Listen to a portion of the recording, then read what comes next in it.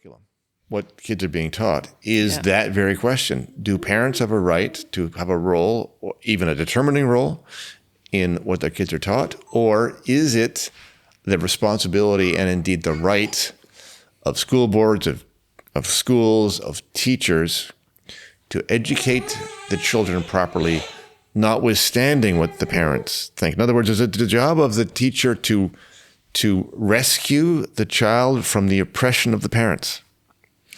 And that's what some teachers and some school boards and some teachers' unions say. Parents, you have no business here. Go away. So it's kind of flipped from we don't need no education and hey, teachers, leave those kids alone to we don't need no indoctrination from the parents who want to protect their kids. Yes, well, you'd like to think it's gone that far in minds of parents. Some parents, I'm sure, are just shocked at what it is they've discovered that their kids are being taught. Yeah. And whether or not they've gone so far as to think that the school consists of indoctrination is another question. Maybe some have. Hopefully they have, because it does tend to be that way. But fortunately, some parents there are saying, no, you're not teaching my kid this. You're not teaching my kids how to transition to a new gender. You're not going to teach them, about pornography. You're not going to teach them about these things that apparently came up in the Virginia situation. The critical race theory point has been contentious because some have said, I think quite rightly, that critical race theory is being taught in the schools to young kids. Now, it's not being taught by that name. It's not. Right. It's not. This is not 20 minutes on critical race theory. They don't say that, and so the response is infiltrating. It's infiltrating. If you the look rest at of the education, if you look at the topics, the premises of critical race theory are reflected in the curriculum. But because it's not being taught as a subject by name, the response has been, well, we don't teach critical race theory in the schools. That? Oh, of course, sure. Wow. Yeah, they're claiming not to teach it, and therefore you can't stop something that's not being done. Wow. But nevertheless, kids are still being taught, for example, about white supremacy. Well, white supremacy is part and parcel of critical race theory. So if you're talking about one, you're teaching the other. Right. Yeah. Now, this is an idea that's become pervasive also in Canadian culture. And this has happened rather quickly overnight, but over the long term, like everything else. But we can see now that this has just become kind of the norm to think like, we have this institutionalized racism problem. And we never, in the last few decades, Canadians were kind of not, having that debate the same way the Americans were, because we were just like, well, we're good here in Canada. We're the polite neighbors. We do everything nicely, right? And then suddenly, now in the last few years, it's become, we have this Every Child Matters campaign now, and we've just done all of these horrible injustices to these Indigenous children, which is true.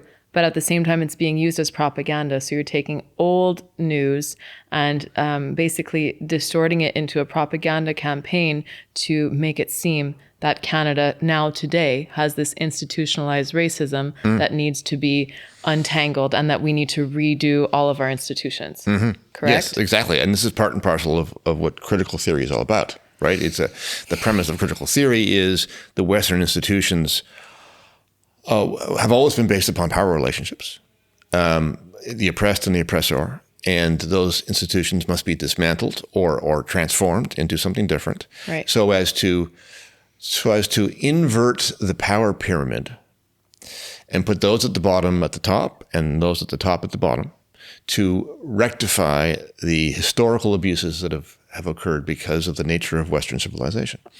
And one of the claims that accompanies this is that institutions and society itself is systemically racist.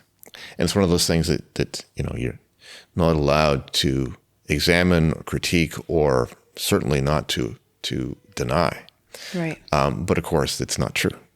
Yeah. Because partly you can tell that because when you start to scratch at it and ask the people who are making that statement to explain exactly what you mean, usually there's great difficulty in doing that. If you talk from a legal perspective, historically, there certainly were moments where there was racism. or disadvantage between groups.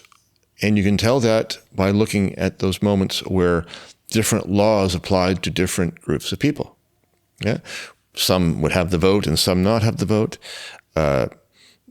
Some would be able to own property and others not be able to own property. You can see that between men and women. There was a time when men could own property and women could not. Okay, well, that's not a system in which the law treats everybody the same, which is the test for racism and sexism. Systemically. That's systemic sexism. It's systemic racism. Yeah. And the solution to that kind of systemic problem is to fix the laws so that they do, in fact, treat everybody the same. Everybody can own property. Everybody can marry who they wish. Everybody can vote. In other words, the law shouldn't care who you are. It should treat you the same no matter what, going back to the idea that justice is blind. Right? So if you have that, then you do not have a legal system that's systemically anything other than equal treatment before the law. But I don't know that people are either saying that it's just in a legal sense. Like, I don't even think people really know what they're talking about when they say that we have this systemic problem. I just think that it's the thing, right? It's been something to attach the emotion to. Of course, and just of course. feel like, well, it comes from a place of, I think, basically weaponized empathy. So kind of saying, well, we can take people's sense of empathy and compassion and we can manipulate them into believing something which will help us to dismantle the culture, as we do not see that this culture is the kind that we want to have. And so there's an agenda behind all of that, and they play with people's empathy. And then you get these kids who go on these marches and they have these slogans, and we're indoctrinating now a new culture to kind of run with that. And there's a big problem there because nobody really understands why, but they go with it because it appeals to their emotions. No doubt. And the reason that it appeals to the emotions is because it doesn't appeal to your rationality, because there's really nothing there. So if you put somebody on the spot and say, right, you're claiming that there's systemic racism in this situation, so can you tell us where it is? What do you mean? Yes. When you say that, what are you talking about? Can you make this concrete? In what respect is that person being treated differently from that person because of the race that they are? And that people who are pushing this story don't like that kind of question. And in fact, it goes so far as this. So this goes back to the idea of critical theory. Critical theory is an anti-Western, if you like, an anti-Enlightenment set of premises. And you said that this came post-World War II, basically, when Marxism didn't work. Well, yeah, so a group of scholars basically wanted, the theory goes, a group of scholars were investigating as to why Marxism hadn't caught on in the West. Started in Germany and then migrated to the States, and there's a whole lot of variations in disciplines within disciplines on critical theory, and all the critical theorists wouldn't agree about what it is or what it means. But the long and short of it is, it's an anti-Western proposition or agenda that posits that Western society consists of power relationships, abusive power relationships between groups. And they rejected Marx's emphasis on economics, economic class warfare, and instead focused on identity groups. But you still have this power imbalance idea and groups fighting between each other, and the essence of Western society being oppressive. And the object is to dismantle that society, transform the institutions into something radically different, where you invert the pyramid between the powerful and the powerless, the privileged and the unprivileged. And so along with those ideas is a distinctly anti-Western bent or anti-Enlightenment bent, which goes so far, and people have a hard time getting their head around this, but it goes so far as to reject the ideals upon which the Enlightenment was founded, which includes, rationality, evidence, inquiry, And so if you approach these premises and say, well, show me the evidence, or how does this make sense? You're now being Western. You're a white supremacist. You are now a white supremacist for asking those questions. No matter what identity group you belong to. This Sure. is really funny. Like, you've actually been seeing people who belong to other creeds or colors of skin or whatever you want to call it, Sure. and they're being called white supremacists just Right. for saying that this is wrong or disagreeing with it. So Quite- that's quite really so. interesting as well. Quite so. I mean, so the number of sort of black conservatives or black classical liberals in the States who are being called white supremacists is getting to be, I mean, it's almost funny. Well, this is funny. And actually, did you see Leslynn Lewis?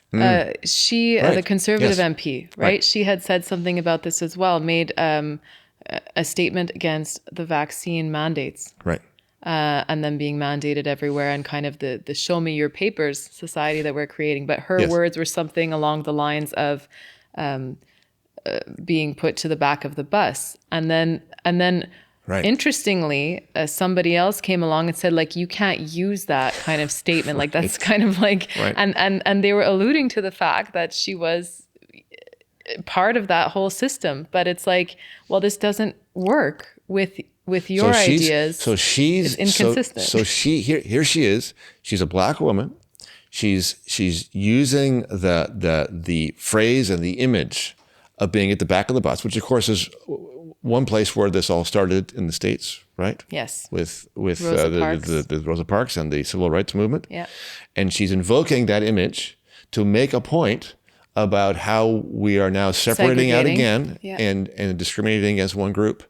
And they're telling her that she's not allowed to use that imagery. What an extraordinary Right. and hilarious thing. And it's interesting because she is the exact opposite of their theory, because she is a strong woman of color with a high degree of education, with a huge career resume, who has gotten quite far in life, and she doesn't fit the victim role, the intersectional kind of, so she has these Right. intersectional points, Yes. in a sense, Right. but then she doesn't have others. So if she would have been, let's say, an old white male, then that would have been, oh my gosh, you Totally out of bounds. totally, lit on fire. Right. But because they didn't really know what to do with her. Right.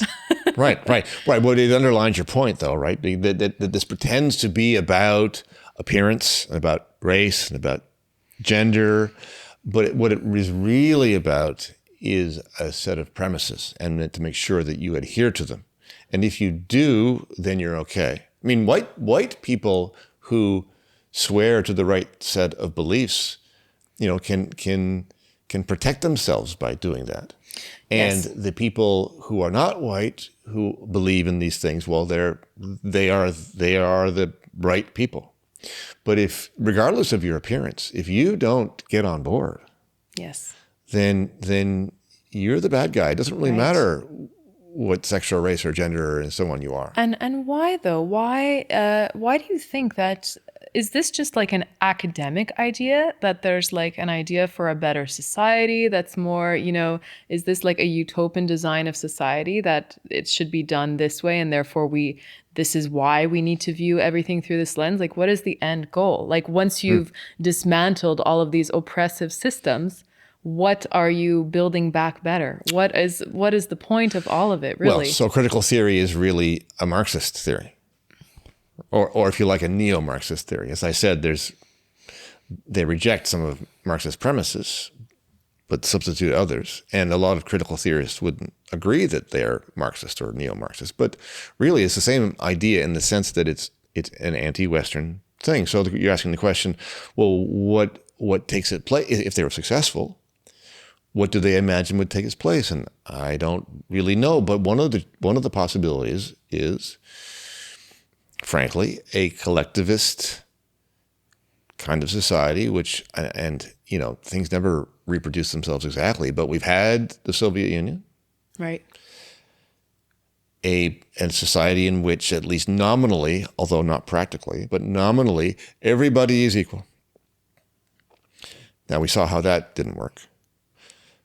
But Everybody is equally starving. Everybody is equally poor. Yes.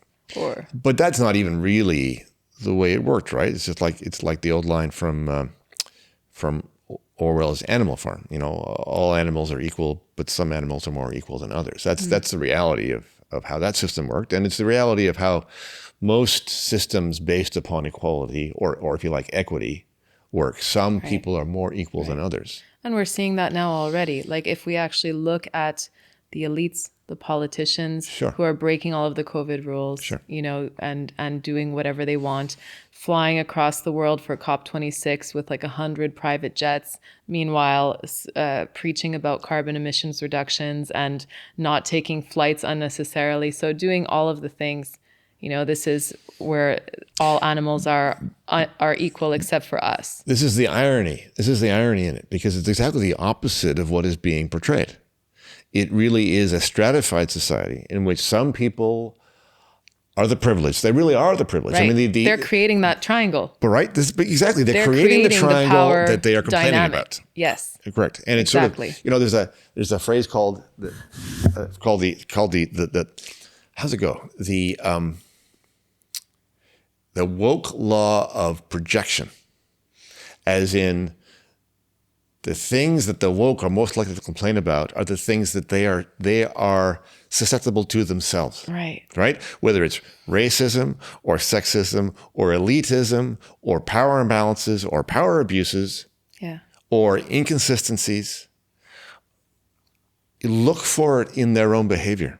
Well, and you will probably find it. It's you know, so I had this thing happen to me personally where when Black Lives Matter, when that kind of movement began, I had an acquaintance, you know, a former friend who ended up writing to me and she was full on, she went social justice warrior on this issue and just said, oh my gosh, like we need to do something about this. And she said, you know what, Kate, you should cover a song by a Black musician and post that, you know, because I was doing some music videos. And I was like, well, that's really, really racist sounding to me. Like yes. No, like right. I will basically choose music that I like and you know, again, judge by the merit of the quality of the music. But that makes you a racist. Right? This is and that's what happened. But this is the inversion of the words. Yes. Right? The words mean different now. It's the opposite. It's the opposite. Yes. The things have been turned upside down. So let's just talk about the meaning of racism. You know, racism means that you are evaluating people on the basis of their race. Yeah. And distinguishing between them and treating them differently on that basis. Yes. I mean, that's the nature of the word. That's where the word comes from. Right. But it's not what it means anymore. What it means now is that you are failing to take race into account and treat people in accordance with that identification. And if you fail to treat non-white people better, then you are the racist. And so it is no defense to an accusation, a woke accusation that you are racist, to say, no, I'm treating everybody the same. That is not what they mean. They mean you are treating everybody the same and therefore you are a racist.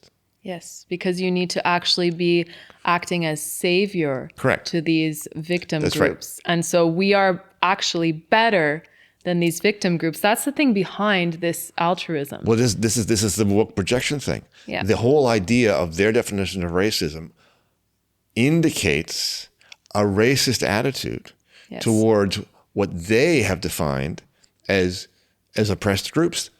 They've internalized the idea that those people in those groups are not able to deal with the world themselves. And the woke have to come and rescue them. Yes. I mean, how demeaning is that?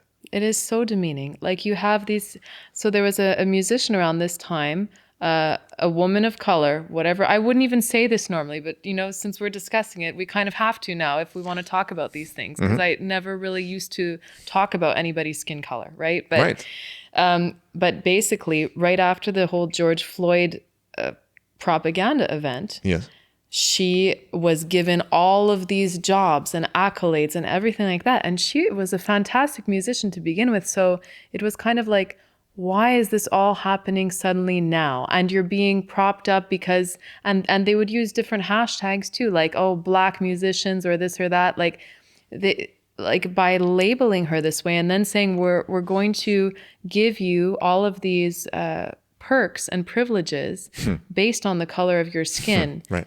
And not on the fact that you're a great musician, how would you actually feel as a person, right? Knowing like you did not actually achieve these things because of your talent and because of your hard work, but because people saw you as a poor victim. Well, right. So I think the response to that complaint, which I agree with, but I think the response would be, but this has been happening in the other direction forever. So lots of people throughout the years have received privileges because of, what group they're from or who their parents were or so on. And that's true.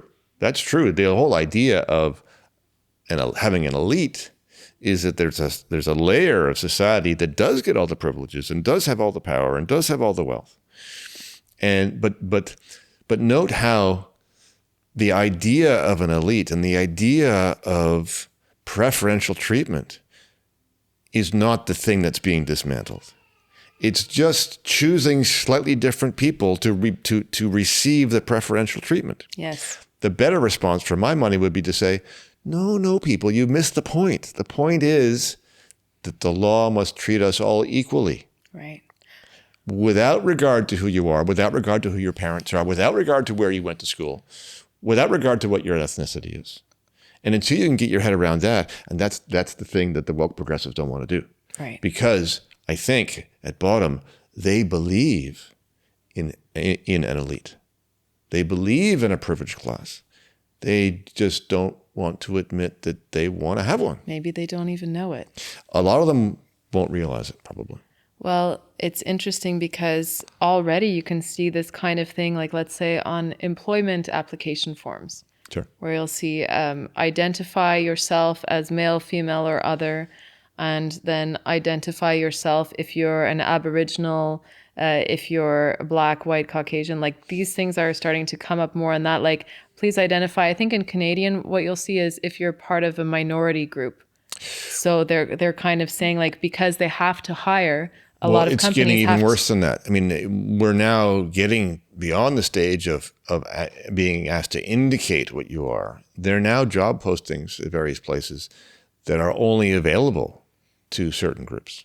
Well, this is where I got in the argument with my former friend over, because she was saying, I only am going to start working with Black women now. I'm seeking out Black women.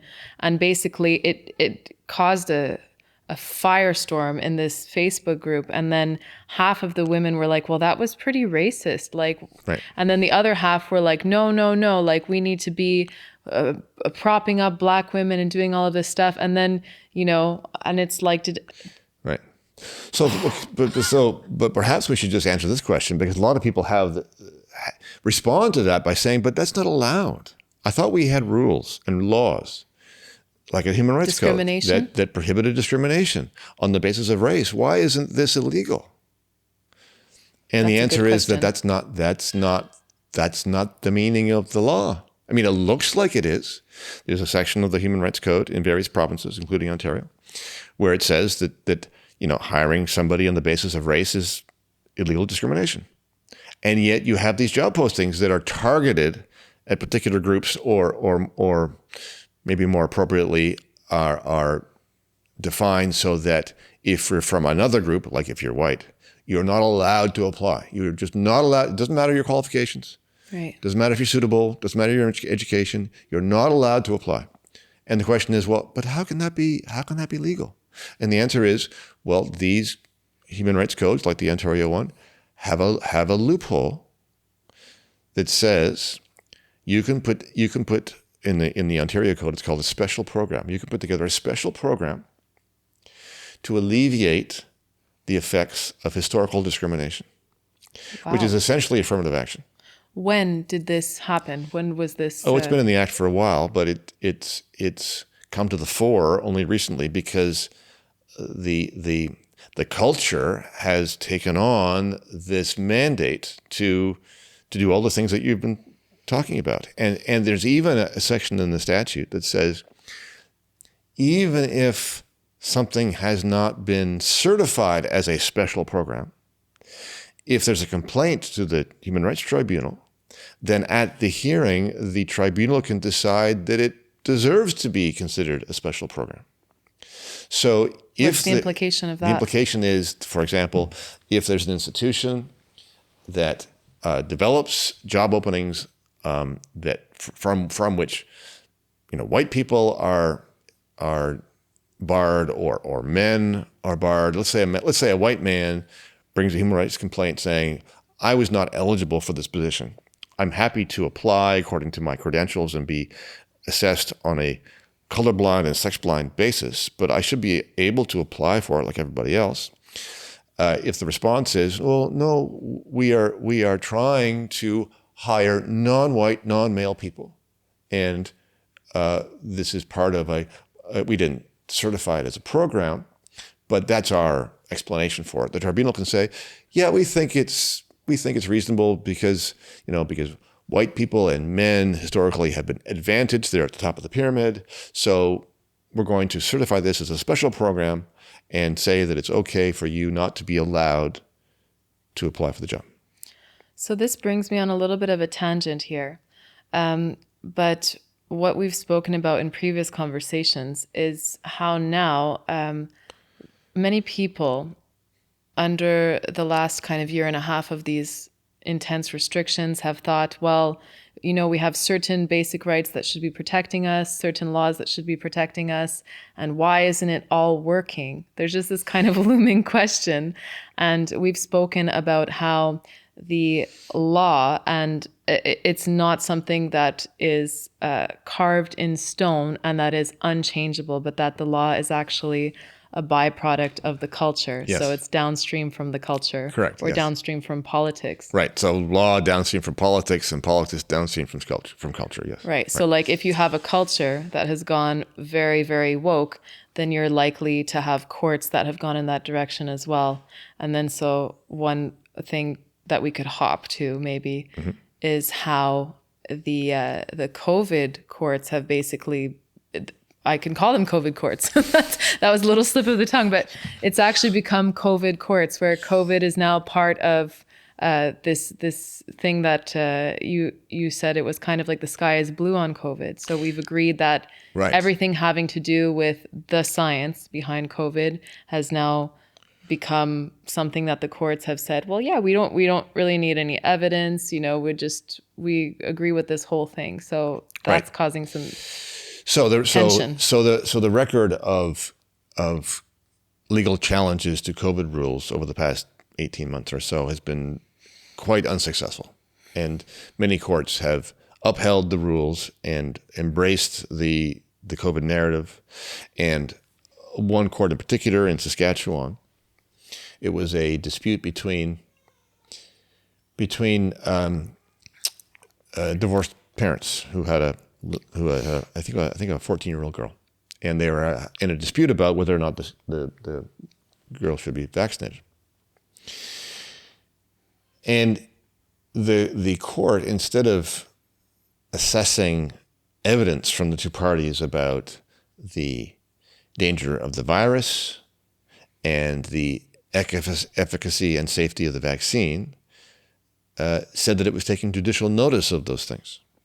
Took judicial notice of the dangers of the virus to adults and children, including the 14-year-old, and took judicial notice of the fact that the vaccine was safe and effective for both adults and children, including the 14-year-old. And judicial notice is basically saying that we've accepted this premise. Yes, so judicial notice is an exception to the general rule, which is that any fact to be found by a court must be based upon evidence. So if I say that it rained on Tuesday, if I'm a party to this action and I'm making the allegation for some reason that's relevant to the case that it rained on Tuesday, then I need to bring evidence to the court, a witness, to put on the stand. And the witness will say, I was there on Tuesday, it rained. So now you have evidence. And the court is then able to say, well, I heard the evidence, the witness say this, the witness seemed to be credible. I'm going to accept that evidence. I'm going to find as a fact that it rained on Tuesday. Okay? And the idea is that, in theory, that judges are supposed to be blank slates as far as evidence and facts are concerned. They're not supposed to read the paper and get their information from there. They're not supposed to watch videos and get information from there. The findings of fact found by the court are supposed to derive from evidence found within the courtroom during that trial and from nowhere else. Judicial notice is an exception to that, because there are some facts that are so notorious that wasting time and energy and trying to prove them would be silly. Like the sky is blue. Like and the that's sky where you make is that blue. Analogy. Judges can take judicial notice of the fact that the sky is blue. Everybody knows the sky is blue. No one's going to contest it seriously. Judicial notice makes sense because it's just an efficient way to proceed. So now in this case, that's kind of what happened, right? So the judge said, well, we accept that everything is safe and effective, and therefore we don't need to look at, so the mother had not wanted her daughter to be vaccinated. The daughter did not want to be vaccinated. The father wanted her to be vaccinated. So there was, interestingly, maybe a victim-oppressor power struggle in that. And then what happens is the judge makes the decision that, the sky is blue on COVID. We know all of this is safe and effective. So we don't care what evidence you've brought. Correct. That shows that maybe it's not safe and effective. That's right. And we don't care what you want, mother, and we don't care what you want, girl. The father is right, but he's only right because the sky is blue on COVID and vaccines and all of that jazz. That's right. That's right. That's right. So you have a court, and not the only court by any means, right? A court basically accepting at face value the official narrative on COVID in both those respects. Number one, it's a danger to everybody. And by the way, if you look at the evidence, the danger to young kids is... The danger of vaccines is far greater, the risk. One could argue that, given the evidence from the governmental data. Okay, let's just put that out there. Well, let's just put it this way. Let's just to be fair. I mean, I'm not a doctor. Right. I've read lots of stuff, so I have opinions about these things. Yeah, but I'm not here. a doctor. So let's just say this, just to be strictly correct. Yeah. These facts are in dispute. Yes. There is at least evidence. Yes. Number one, that adults and children below a certain age are susceptible to the virus to a very small degree. And what that degree is maybe a matter of debate. But there's no question that the risk to children is far, far smaller than it is to old adults. And the second thing that's in dispute is both the efficacy and the safety of the vaccines. There are differing opinions on that. And we don't need to establish who's right in order to establish that the matter is in dispute. Yeah. Okay? So the problem with a court taking judicial notice of these things is that this is not really the kind of thing that judicial notice was designed for. Judicial notice was not designed for the very factual questions that are in dispute in the case. And that's what the Saskatchewan court appeared to do, to go around the back door and say, well, let's not worry about the evidence. Right. Let's just reach this conclusion because, after all, this is what I think is true. Right. And so then you also have this situation where basically the court has decided for the girl, what's right for her. But then we have other situations where you have vaccine clinics popping up where 12 to 16-year-olds can go Right. and say, well, I can decide. Right. It's my choice. And Right. they've really been hell-bent on Right. showing that this is extremely Yes. important, that Yes. parents don't oppress their children Right. by telling them what to do. Like if you're 12 to 16, you're old enough to understand and you can decide if you want to be vaccinated or not. But then they go and they say, well, you know what? Maybe they might say, well, I don't want to be vaccinated. And I wonder if the outcome would be Right. the same. Here's the double standard, right? So let's just take a step backwards. So in Ontario, like in many provinces, in Ontario, we have the Healthcare Consent Act. And the Healthcare Consent Act establishes the basic rules for when people need to give consent and when they're capable of giving consent to medical procedures. And the Ontario Act does not identify a magic age below which you're not able and above which you are. So everybody's able to give consent to certain things if they can understand the information relevant to making the decision, to assess the risks and benefits and so on, and to understand the consequences of the decision. And moreover, the statute says that people are presumed to have capacity to make that kind of decision. Okay? So you have these clinics popping up in various places like you're referring to. Maybe it's near school, maybe it's a city hall, but you're offering ice cream, or maybe a parking lots, or some kind of reward, or the like, to kids of a certain age. Now, up until recently, at least in Canada, it's still this case, but the FDA in the States recently approved the vaccine for 5 to 11-year-old kids. But before that, it was approved for 12 and up. So if you had a 12-year-old coming to one of these clinics, if you were proceeding under the Ontario statute, there'd be a presumption that the 12-year-old was had the capacity to consent to a vaccine.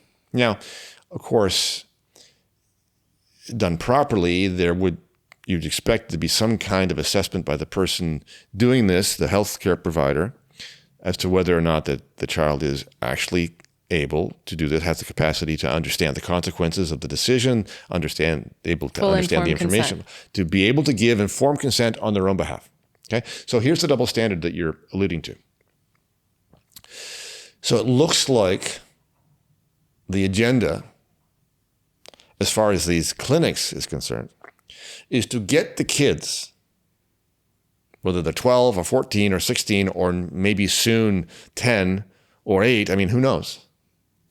But to get the kids to consent. To consent. To indicate, not to make the choice. To consent. To indicate their consent. Right. To getting the vaccine. And why is that okay? Well, because they're choosing to get the vaccine. Yes. But in the case of the 14-year-old, she didn't want the vaccine. Right. So why weren't her wishes considered, or well, they were considered, but they were rejected? Right. Why? Well, because it's not in the best interest of the child. And that's often the test to apply when you're in these family law disputes. What is the best interest of the child? And yes, you're supposed to take the child's wishes into account. But the court, depending upon the statute, often has the jurisdiction to make a decision that's in the best interest of the child. So here's what we have in these two situations.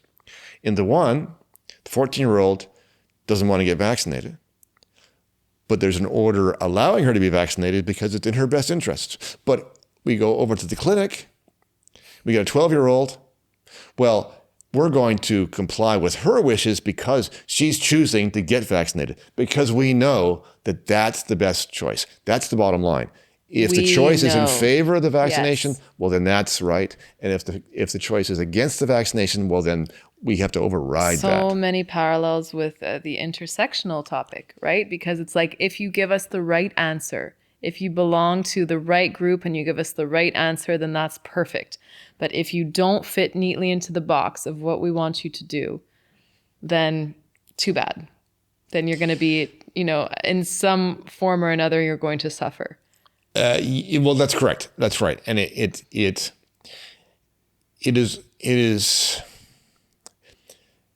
if I can put it this way, there's a pretense that what this is about is not the content of the decision or the content of the ideology. It's not about the content of the ideology. It's about whether you consent or who you are or the procedure we're following or the like. But actually, that's not true. If you look at what happens, it's okay if the quote right result is reached. And it's not okay, it's racist or it's sexist or it's not in the best interest of the child, if it's not the result that they want. Exactly. Right? Exactly. And how is it now? Okay, so who has decided that they will be the deciders? That's always the question, right? But but as far as the law is concerned, this is the question. And people think that sometimes the most important question is, what does the law say? And of course, that's important for sure. What does the law say? But you read the law and you say, oh, there's the rule. I mean, if you get lucky, there's a rule in the statute. Sometimes there's not really a clear rule. But if you get a clear rule, you think that's the rule. And that's the most important thing. Not true. The most important thing is not what, but who. Who decides? Who gets to decide what that rule means? Right. Who gets to make the call about whether a child of 12 gets a vaccine? Is it the 12-year-old? Is it the mother? Is it the father? Is it the health authority? Is it the Children's Aid Society? Is it the court? The who is the more important question. Right. You show me who gets to make the decision, and then I'll understand what the decision might be.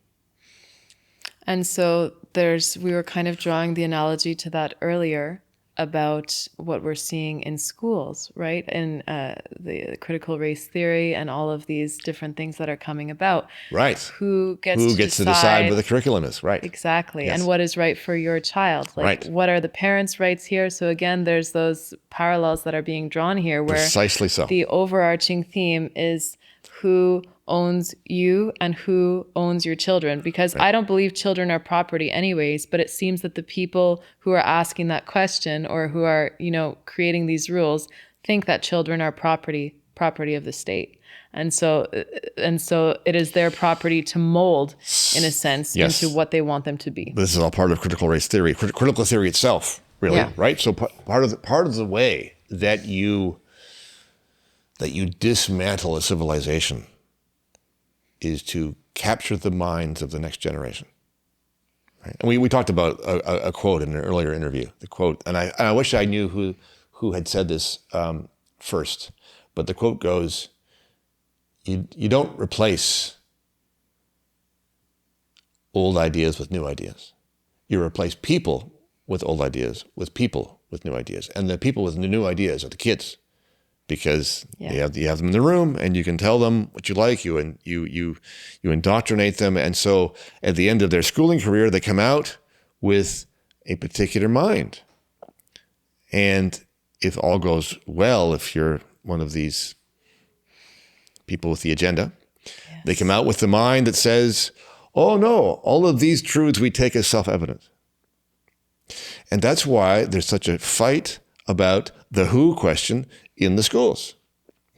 A lot of people in schools. Now, don't get me wrong. This is not a case of every teacher or even most teachers, and not even most officials. But there is a force inside that institution, in the institution of public schooling, that's found somewhere in the hierarchy, somewhere in the unions, somewhere in the classroom. Some people believe that their responsibility is to protect children from the oppression of their parents. And the proposition, therefore, that the parents should be the ones to have the call over what their children learn, to that set of people would be an outrageous proposition. Or what they put in their bodies. Or what they put in their bodies, for that matter. Sure, it's an extension of the same logic. Yes.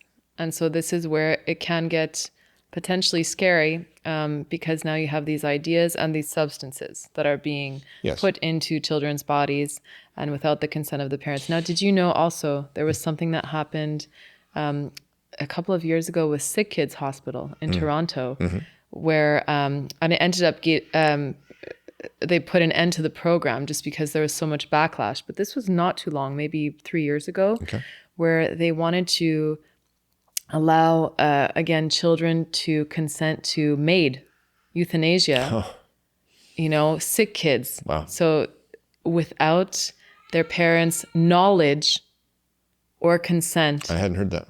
Yes. Wow. And so they basically said that this is, compassionate care. And interestingly enough, this was kind of terminology that was used by the Nazis. Well, just for the sake of the audience, though, tell us what MAID is. MAID is medically assisted induced suicide, or assistance in dying.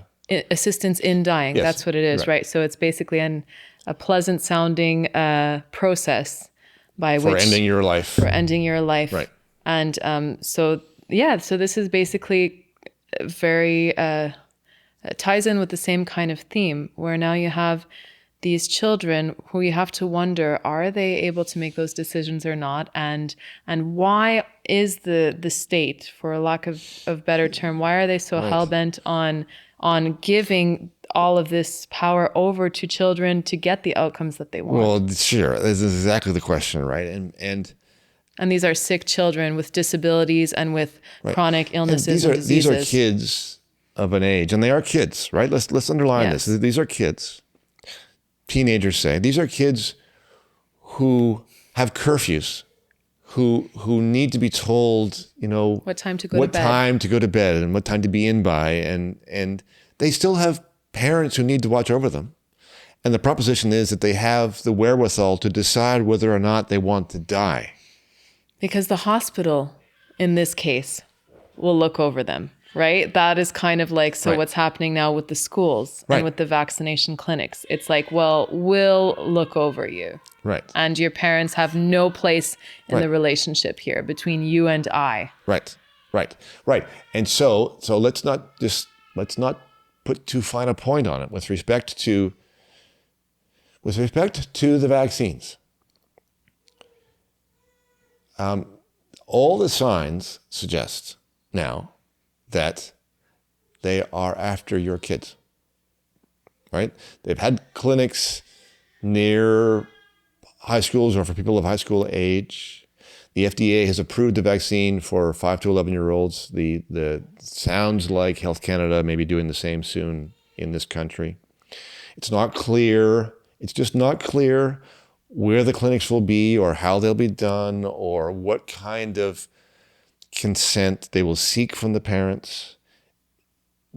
Just don't know. But there's a lot of noises that make it look like they're intent on making sure that people as young as 5 have been vaccinated. Right. And if you're a parent and you think that it's your role to make that call, then be aware that is maybe not the premise upon which the authorities will be proceeding. If you look at just that maid situation, right? And you have we're willing to do this. We're willing to say, yeah, you might find out from us that your children have decided that they'd like to commit suicide. Right. And we're informing you that that's happened.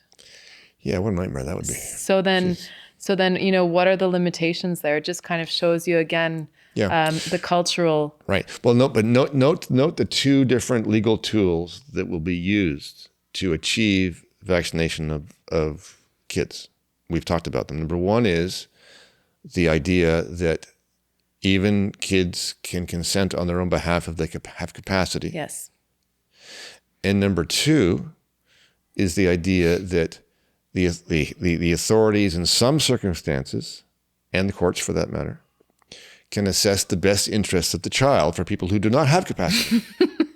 So it's a win-win situation. It's a win-win situation, potentially, right? No matter what, we'll get to that conclusion. So and there's even a section in the statute that says that a healthcare provider who accepts the consent, assesses somebody as having capacity and accepts consent on that basis, who does so, I think it says reasonably and in good faith, is not liable if that person, in fact, does not have capacity. Interesting. So as long as they do this in a way that makes it look as though they're doing it in good faith. They have good intentions, so good intentions, it's okay. And in accordance with mandates from the provincial health authorities. And they talk to the kid, and the kid seems intelligent and sensible, and they're able to get the child to say yes. Then maybe the possibility is that those providers will not be liable. So let's talk a little bit about, I forget what the term is though, retributions or something like that. So when we're talking about how you have, the American Indians who should be receiving all of these special treatments now because of the injustices of the past, because they came to North America, the Europeans came to North America, they took their land, they got them drunk, they made them sign an X on a form which they didn't understand. They didn't actually give proper consent to give away their property or sign away their property. This is how the story goes, right? And reparations. Thank you. Yes. Yeah. Thank you, brain, for coming back there with that one. I'm like, retributions, reparations. So what happened there is that you have the same people who are outraged now over all of that and think reparations need to be made because these people did not understand what they were signing. Right. And yes, I see where you're going. will these people be just as upset? Will the children be offered reparations down the line for having signed something that they didn't understand? Right. And is it also interesting that, did you know that there have been some kind of vaccination campaigns in the north of Quebec and Ontario and up in the Northern Territories where it seems like similar documentation has been given for this kind of informed consent that hasn't been quite clear? Right. Informed consent, of course, is supposed to be real. I mean, it's not just a hoop you're supposed to jump through. You're actually supposed to get the person's first to give them enough information in a situation where they are capable of understanding the information. And then the important part is, and then assessing for themselves, which means that they can come to either choice on their own, independently of what the provider would like the answer to be. Yes. Right? And if that's not real, then it's really not informed consent. Yeah. But you're referring to these historical situations where, you can make the case that we have failed to actually learn the lesson, like residential schools. So in those circumstances where residential schools went wrong, I think the best explanation is that it's never a good idea for authorities